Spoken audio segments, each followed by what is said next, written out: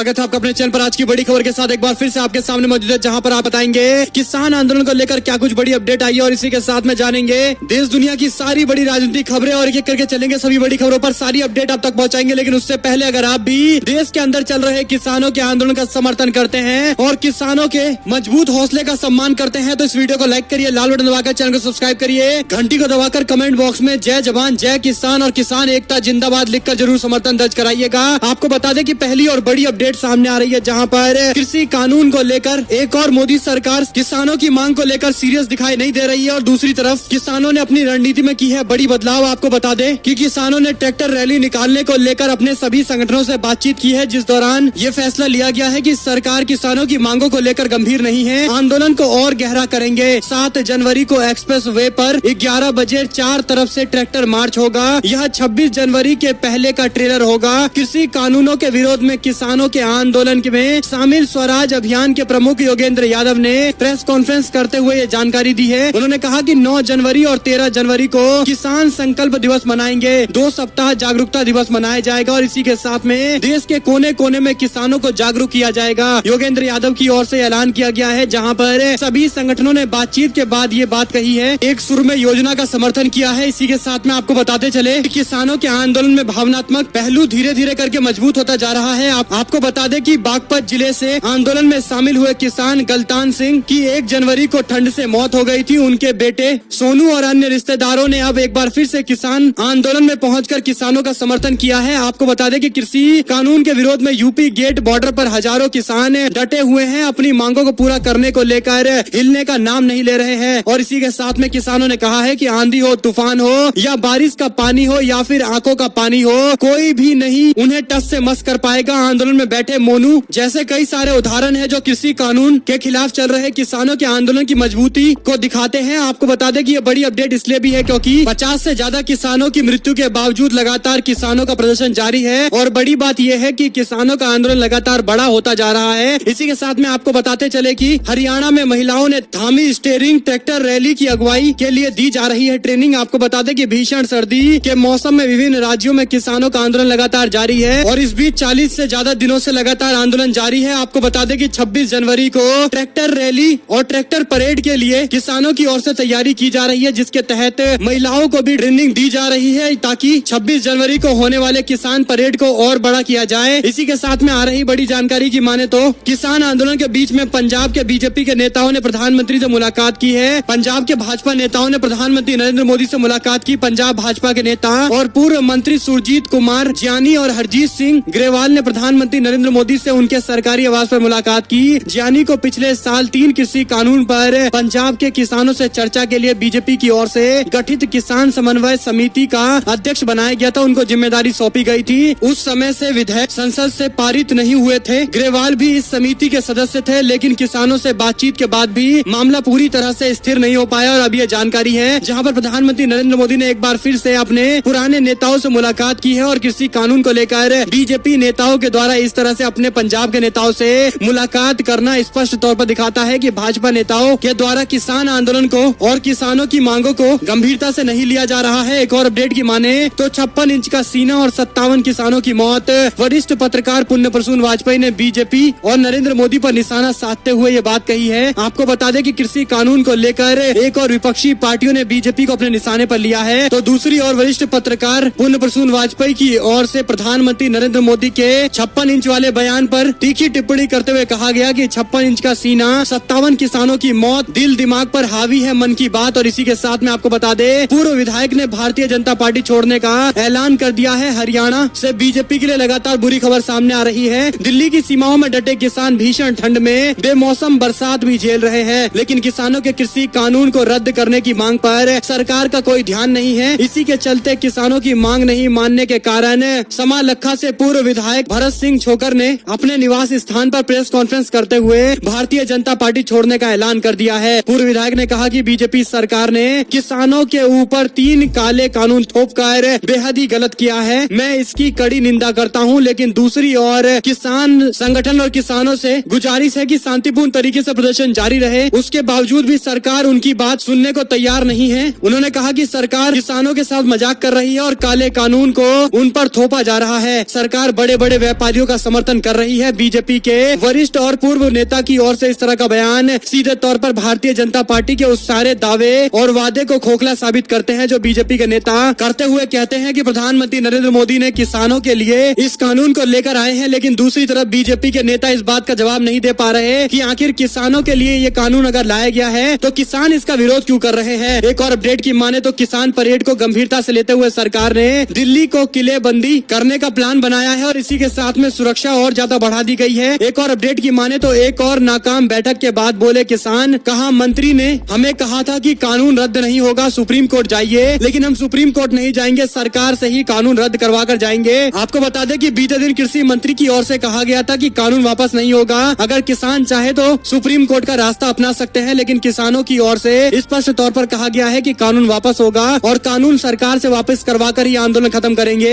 एक और जानकारी की माने तो बीजेपी के सांसद बोले, कहा वैक्सीन के उत्साह में ना भूले चीन और लद्दाख, कैसी स्थिति है, चीन लद्दाख के अंदर भारत की जमीन को कब्जा रहा है, अर्थव्यवस्था भी पूरी तरह से चौपट हो चुकी है। आपको बता दें कि भारतीय जनता पार्टी के राज्यसभा के सांसद सुब्रमण्यम स्वामी की ओर से एक ट्वीट किया गया है। यह जानकारी उनकी ओर से दिया गया जहां पर उन्होंने कहा कि मैं ये जानकर स्तब्ध हूं कि भारत बायोटेक एक स्वदेशी कंपनी के तीसरे चरण के 13,000 व्यक्तियों पर परीक्षण किया है और अंग्रेजी वैक्सीन ने 1200 लोगों पर टेस्ट किया है। इसके बावजूद कॉन्ट्रैक्ट भारतीय कंपनी को नहीं बल्कि अंग्रेजी कंपनी को दिया गया है। आपको बता दें कि भारतीय जनता पार्टी के नेता की ओर से इस तरह का बयान सीधे तौर पर गंभीर सवाल खड़े करता है। सरकार कोरोना वैक्सीन में ज्यादा उत्साहित ना हो, ये ना भूले कि चीन ने लद्दाख में 40,000 स्क्वायर किलोमीटर की भारत की जमीन पर कब्जा कर रखा है। अपने देश की अर्थव्यवस्था भी लगातार गिरती जा रही है। सुब्रमण्यम स्वामी की ओर से ऐसे सवाल खड़े किए गए हैं जिन सवालों को विपक्षी पार्टियों को डंके की चोट पर खड़ा करना चाहिए और सरकार से सवाल पूछना चाहिए, लेकिन बीजेपी के ही सांसदों के द्वारा इस तरह के सवाल पूछे गए हैं जो सीधे तौर पर दिखाता है कि देश का विपक्ष कितना कमजोर है। इसी के साथ में सुब्रमण्यम स्वामी ने कहा कि 30 आधुनिक टैंक लाए गए हैं भारत की सीमा पर जो भारतीय सेनाओं पर हमले कर सकते हैं। इस पूरे मामले को लेकर भारत सरकार को सचेत करते हुए बीजेपी के सांसद सुब्रमण्यम स्वामी की ओर से ये बयान सामने आया है। इस पर आप लोग की क्या कुछ प्रतिक्रिया है, कमेंट बॉक्स में लिखिएगा जरूर। रुक करते हैं एक और बड़ी जानकारी की तरफ जहां पर संसद का बजट सत्र 29 जनवरी से 1 फरवरी को पेश किया जाएगा। आम बजट किसानों के आंदोलन के बीच में संसद का बजट सत्र 29 जनवरी से शुरू होने वाला है। बजट सत्र 2 हिस्सों में होगा। पहला भाग 29 जनवरी को शुरू होने वाला है और 15 फरवरी तक चलेगा। बजट सत्र का दूसरा भाग 8 मार्च को शुरू होने वाला है और 8 अप्रैल तक चलेगा। संसद में बजट 1 फरवरी को पेश किया जाएगा। बजट सत्र से पहले 29 जनवरी को राष्ट्रपति रामनाथ कोविंद के द्वारा दोनों सदन को संबोधित किया जाएगा। इसी के साथ में आ रही एक और अपडेट जहां पर नागौर के सांसद हनुमान बेनीवाल ने राष्ट्रपति से अपील की है कि वो केंद्र को निर्देशित करे कि अन्नदाताओं को राहत प्रदान करे और इसी के साथ में उनकी ओर से ये मांग की गई है कि केंद्र सरकार को राष्ट्रपति के द्वारा निर्देश दिया जाना चाहिए ताकि किसानों को राहत मिले और किसानों की मांग पूरी हो और वह अपने अपने घर जा सके। एक और अपडेट की माने तो किसान आंदोलन में भारत का अन्नदाता नहीं सोनिया और राहुल गांधी जैसे राजनीतिक तत्व हैं, ये कहना है केंद्रीय मंत्री का जिनके बोल बिगड़ चुके हैं। आपको बता दें कि किसान आंदोलन को लेकर सरकार के खिलाफ लगातार बोल रहे लोगों पर केंद्रीय मंत्री ने सवाल उठाते हुए आरोप लगाया है कि इसके पीछे अन्नदाता नहीं बल्कि कुछ राजनीतिक तत्व हैं। किसान आंदोलन को लेकर सरकार के खिलाफ लगातार बोल रहे लोगों पर भाजपा के केंद्रीय मंत्री ने सवाल उठाते हुए आरोप लगाया है कि इसके पीछे अन्नदाता नहीं है बल्कि राजनीतिक तत्व हैं। केंद्रीय मंत्री रतन लाल कटारिया ने कहा कि ये भारत का अन्नदाता नहीं बल्कि कुछ राजनीतिक तत्व घुस गए हैं, जैसा सोनिया राहुल गांधी ये मोदी जी की लोकप्रियता से बौखला गए हैं। इस तरह का बयान बीजेपी के नेताओं की ओर से आना लगातार जारी है। इससे पहले देश के रक्षा मंत्री राजनाथ सिंह ने कहा था कि इस तरह की बयानबाजी बिल्कुल नहीं होनी चाहिए और अब राजनाथ सिंह को इस पर जवाब भी देना चाहिए कि उनके मंत्री की ओर से इस तरह का आरोप खुले तौर पर लगाया जा रहा है और किसानों के आंदोलन को राजनीति से प्रेरित बताया जा रहा है। एक और अपडेट की माने तो गाजियाबाद में अधिकारियों को जाता था 30% कमीशन, शमशान घाट के ठेकेदार का कबूलनामा। गिरफ्तार ठेकेदार अजय त्यागी ने कैमरे पर स्वीकार किया है कि सरकारी ठेके के लिए 28 से 30% कमीशन अधिकारियों को जाता था। उसने पुलिस के सामने ये बात कबूल की है। आपको बता दें कि उत्तर प्रदेश के मुख्यमंत्री योगी आदित्यनाथ ने आदेश दिए हैं कि जितनी भी जर्जर हो चुकी इमारत है उन सभी को तोड़ा जाए और वापस से निर्माण किया जाए। लेकिन सवाल ये खड़ा होता है कि इस तरह के कबूलनामे जो स्पष्ट तौर पर दिखाता है कि अधिकारी भी ऐसे भ्रष्टाचार में मिले हुए हैं जिसके कारण आज 25 जिंदगियां खत्म हो गई, उस पर कब कार्रवाई होगी, इसका जवाब जनता भी चाहती है और विपक्ष भी चाहता है। एक और अपडेट की माने तो कर्नाटका के अंदर सीएम येदियुरप्पा को एक बार फिर से हाईकोर्ट ने झटका देते हुए कहा कि एफआईआर रद्द नहीं किया जाएगा। 5 साल पहले मुख्यमंत्री येदियुरप्पा के खिलाफ एफआईआर कर लोकायुक्त पुलिस ने जांच शुरू की थी, जिसके बाद येदियुरप्पा ने कोर्ट से एफआईआर खारिज करने की अपील की है। लेकिन FIR खारिज नहीं होगी। कोर्ट ने सीधे तौर पर यह जवाब दिया है। एक और अपडेट की माने तो सोशल मीडिया से परेशान है सीएम नीतीश कुमार। कहा हमारे अच्छे कामों की चर्चा नहीं होती है। बिहार के मुख्यमंत्री नीतीश कुमार ने सोशल मीडिया से खासे परेशान है। उन्होंने कहा कि सोशल मीडिया ने परेशान कर रखा है, फालतू की बातें घर घर पहुंच रही है, हमारे द्वारा किए जा रहे अच्छे काम नहीं पहुंच पा रहे हैं। उन्होंने कहा कि कोरोना काल में हमारे खिलाफ दुष्प्रचार किया गया। बिहार सरकार ने कोरोना काल में फंसे लोगों के लिए क्या कुछ नहीं किया, फिर भी तरह तरह की बातें की गई। कहा गया कि बिहार की सरकार कुछ नहीं कर रही है, जबकि सरकार ने घर तक उन सभी लोगों को पहुंचाया जो बाहर फंसे हुए थे। सोशल मीडिया को लेकर नीतीश कुमार की ओर से टिप्पणी सामने आई है। इसी के साथ में आपको बता दें कि आरजेडी के नेता शिवानंद तिवारी का बयान, बोले तेजस्वी यादव को जनता के बीच में बने रहना होगा। उन्होंने कहा कि विधानसभा चुनाव के दौरान तेजस्वी यादव जी ने जी तोड़ मेहनत की है। उन्होंने चुनाव का एजेंडा भी सेट किया और तेजस्वी यादव के एजेंडे के ऊपर सभी राजनीतिक दलों को आना पड़ा, लेकिन चुनाव में हार के बावजूद जनता के बीच उनको रहना पड़ेगा। शिवानंद तिवारी ने कहा कि अगर आप केवल चुनाव के दौरान ही सक्रिय जनता के बीच रहेंगे तो इससे आपको कोई फायदा नहीं पहुंचेगा। जरूरत की बात यह है कि अगले 5 साल तक बिहार में डटकर काम किया जाए, जनता के बीच में रहा जाए, गरीब गुरबा कमजोर लोगों के पसीने की बदबू के परवाह किए बगैर उनके साथ मिलकर काम करना होगा। उन्होंने कहा कि सरकार और सिस्टम से लोगों के बीच में काफी भारी नाराजगी है, और लेकिन जरूरत है कि इस बात को लगातार जनता के बीच में रहकर अपनी मौजूदगी का एहसास कराया जाए। शिवानंद तिवारी की ओर से ये ब्रेकिंग न्यूज अपडेट आई है। इसी के साथ में नीतीश सरकार पर इससे पहले बीजेपी के नेता हमला करते थे और अभी ये जानकारी सामने आ रही है, जहां पर नीतीश के विधायक ने सुशासन को बताया आतंक राज। कहा लोगों को टारगेट कर गोली मार रहे हैं अपराधी। आपको बता दें कि बिहार में इन दिनों लॉ एंड ऑर्डर फेल हो गया है, आपराधिक घटनाएं काफी तेजी से बढ़ रही है, जिसे लेकर विपक्ष सवाल खड़ा कर रहा है। लेकिन अब सत्ताधारी दल के विधायक भी नीतीश कुमार के सुशासन पर सवाल खड़ा कर रहे हैं। जेडीयू के विधायक विजय कुमार सिंह ने इसे आतंक का राज करार दे दिया। उन्होंने कहा कि अपराधी लोगों को टारगेट कर गोली मार रहे हैं, पुलिस को इस पर ध्यान देना चाहिए। इसी के साथ में एक और ब्रेकिंग न्यूज अपडेट है, जहां पर बंगाल में बीजेपी का खेल बिगाड़ने पहुंचेगी शिवसेना। 100 से अधिक सीटों पर उतारेगी उम्मीदवार और हिंदुत्व के मुद्दे पर लड़ेगी चुनाव। शिवसेना ने यह संकेत दे दिया है कि बंगाल के विधानसभा चुनाव में 100 उम्मीदवारों को उतारेंगे, वहीं पर हिंदुत्व के एजेंडे पर चुनाव लड़ने वाले हैं। एक और ब्रेकिंग न्यूज अपडेट है, जहां पर ब्रिटेन के प्रधानमंत्री बोरिस जॉनसन ने भारत का दौरा रद्द कर दिया है। गणतंत्र दिवस पर बनने वाले थे मुख्य अतिथि, लेकिन अब मुख्य अतिथि नहीं बनेंगे। इसका कारण ये बताया गया है कि ब्रिटेन के अंदर कोरोना वायरस का नया स्ट्रेन यानी नया कोरोना वायरस पाया गया है, जिसके कारण ब्रिटेन के प्रधानमंत्री अब भारत का दौरा नहीं करेंगे। रुक करते हैं एक और बड़ी अपडेट की तरफ, जहां पर ममता बनर्जी को लगा एक और तगड़ा झटका। शुभेंदु अधिकारी के बाद लक्ष्मी रतन शुक्ला ने मंत्री पद से इस्तीफा दे दिया है। पूर्व क्रिकेटर लक्ष्मी रतन शुक्ला ने ममता बनर्जी के मंत्रिमंडल से खेल राज्य मंत्री को लेकर इस्तीफा दे दिया है और विधायक पद से भी इस्तीफा दे दिया है। शुक्ला ने सीएम ममता बनर्जी को इस्तीफा भेज दिया। सीएम ने शुक्ला का इस्तीफा स्वीकार कर लिया। इसी के साथ उन्होंने कहा कि अब वह राजनीति नहीं करना चाहते हैं। एक और अपडेट की तरफ रुक करते हैं, जहां पर उन्नाव में आम आदमी पार्टी के विधायकों को आधी रात तक के बाद पीडब्ल्यूडी के गेस्ट हाउस से बाहर किया गया। विधायक ने ट्वीट करके इसकी जानकारी दी है। दिल्ली के सीएम तथा आम आदमी पार्टी के संयोजक अरविंद केजरीवाल ने उत्तर प्रदेश में 2022 के विधानसभा चुनाव लड़ने की घोषणा की है। उनकी पार्टी उत्तर प्रदेश में बेहद सक्रिय हो गई है। उत्तर प्रदेश के प्रभारी और आम आदमी पार्टी के मुख्यमंत्री उम्मीदवार राज्यसभा के सांसद संजय सिंह ने अब पार्टी के अन्य नेताओं तथा विधायकों के द्वारा उत्तर प्रदेश में अपना दखल बढ़ाने की कोशिश की है। उन्नाव में सोमवार देर रात दिल्ली के जनकपुरी से आम आदमी पार्टी के विधायक राजेश ऋषि को उन्नाव जिला प्रशासन ने देर रात 12 बजे पीडब्ल्यूडी गेस्ट हाउस खाली करने का फरमान सुना दिया, जिसको लेकर विधायक ने मंगलवार उन्नाव में पार्टी जिला कार्यालय का उद्घाटन करने के साथ ही इस पूरे मामले को लेकर उत्तर प्रदेश की योगी सरकार पर निशाना साधा है। रुक करते हैं एक और बड़ी अपडेट की तरफ, जहां पर एक व्यक्ति का नाम बताए जो देश का नेतृत्व कर सके। मैं आज ही प्रधानमंत्री का साथ छोड़ दूंगा, रिपब्लिक टीवी के एक कार्यक्रम में बोले बाबा रामदेव। लेकिन सवाल ये खड़ा होता है कि बाबा रामदेव ऐसे न्यूज चैनल पर जाकर इस तरह के बयान क्यों देते हैं, क्योंकि देश में प्रधानमंत्री बनने वाले लोगों की कोई कमी नहीं है। यहाँ तक कि पूर्व प्रधानमंत्री भी आज तक देश की राजनीति में सक्रिय है, लेकिन बाबा रामदेव एक प्रधानमंत्री बनने वाले व्यक्ति का नाम पूछ रहे हैं। कमेंट बॉक्स में दोस्तों लिखकर जरूर बताइएगा कि कौन आपके नजर में प्रधानमंत्री बनने लायक है, जो आज भी देश की विकास दर 8% जो मनमोहन सिंह के दौर में थी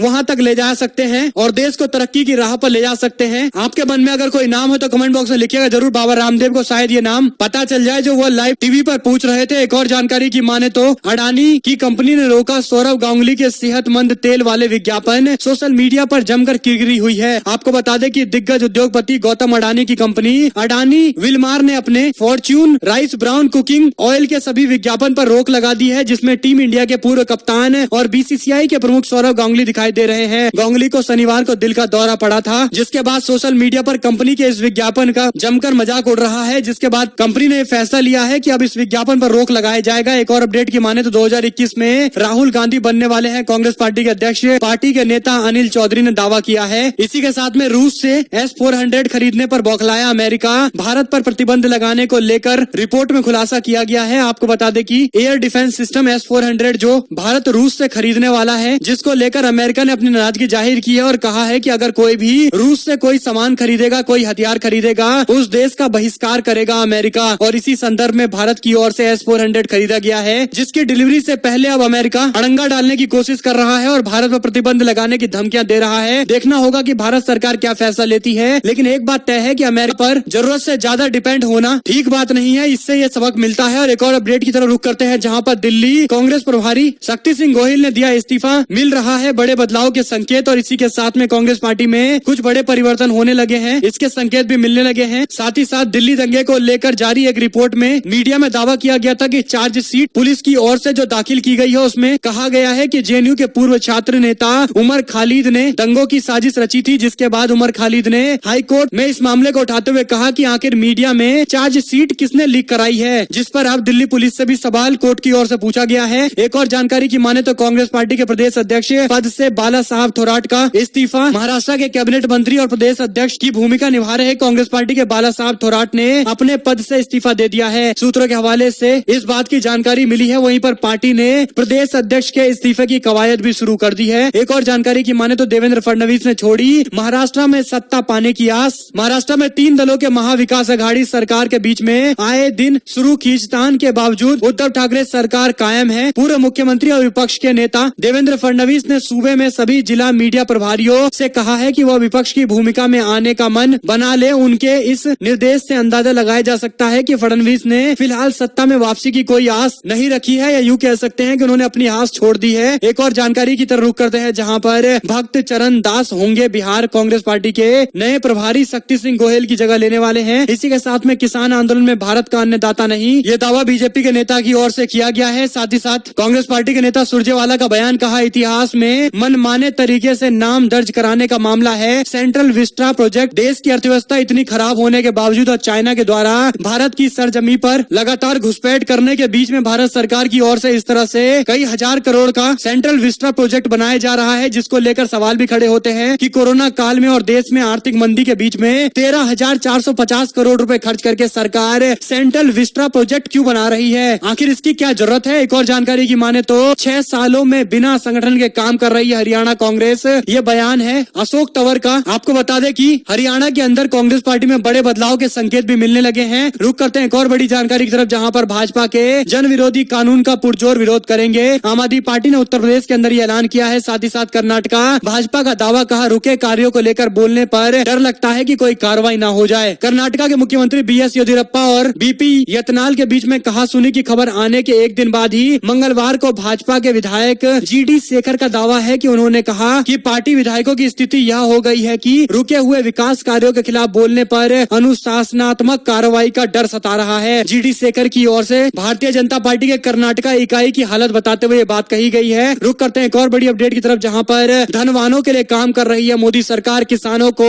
दांव पर लगा रही है भाजपा सरकार। अखिलेश यादव ने कृषि कानून को लेकर एक बार फिर से योगी सरकार और मोदी सरकार को अपने निशाने पर लिया है। रुक करते हैं एक और बड़ी जानकारी की तरफ, जहां पर कोयला घोटाले मामले में बीजेपी नेता के विरोध के बाद CBI ने यू टर्न लिया है। कोल घोटाले को इस केस को वर्ष 2016 में बंद कर दिया गया था, लेकिन सीनियर बीजेपी के नेताओं की ओर से इसके विरोध के बाद 2 वर्ष बाद इसको खोला गया था। ये नेता भी मामले में शिकायत करता है। आपको बता दें कि कोयला स्कैम में 3 नौकरशाह के आरोपी बनाने को लेकर केंद्र सरकार से मंजूरी मांगी गई है। इस 3 नौकरशाहों में 2 रिटायर हो चुके हैं। कोल घोटाले को इस केस को 2016 में बंद कर दिया गया था, लेकिन बीजेपी के सीनियर नेताओं की ओर से इसके विरोध के बाद 2 वर्ष बाद इसको फिर से खोला गया। ये नेता ही इस पूरे मामले में शिकायत करता है और इस तरह से ये बड़ी अपडेट आ रही थी, इसकी जानकारी हमने आप तक पहुंचाई है। अगर आपको एक भी खबर समझ में आई हो तो इस वीडियो को लाइक करिएगा, लाल बटन दबाइए, चैनल को सब्सक्राइब करिए। और दोस्तों इसी के साथ मैं आपको बता दे कि अंतिम खबर यह है कि पंजाब में तोड़े गए अंबानी के टावर, तो हाईकोर्ट ने कांग्रेस पार्टी सरकार को नोटिस थमाया है और जवाब मांगा है। ये सारी बड़ी अपडेट आ रही थी। अगर आपको एक भी खबर अच्छी लगी हो तो इस वीडियो को लाइक करिएगा, लाल बटन दबाइए, चैनल को सब्सक्राइब करिए, घंटी दबाइए, हमारे साथ लगातार बने रहिए। जुड़े रहने के लिए सभी दोस्तों का बहुत बहुत धन्यवाद। आप लोग देख रहे थे आपका अपना चैनल। जय हिंद, जय भारत, वंदे मातरम।